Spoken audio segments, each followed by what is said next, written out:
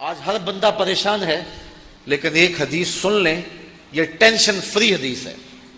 آپ کے اندر ٹھنڈ اترے گی اس حدیث کے سنتے ہی، اور آپ اگر غریب ہیں تو غریبی پہ ناز کریں.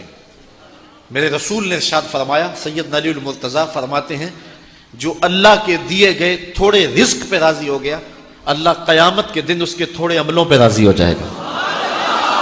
کہ میرے بندے، تو بندہ ہو کے تجھے 3 وقت کا کھانا چاہیے تھا، تجھے بچوں کے لیے دوا چاہیے تھی، سردی گرمی کا لباس چاہیے تھا، تجھے گھر کی دہلیز پہ بوڑھی ہونے والی بیٹی کا جہیز چاہیے تھا، لیکن اس کے باوجود تو میرے پہ راضی ہو گیا کہ میرے اللہ نے مجھے اتنا دیا، میں اس پہ واہ خوش ہوں.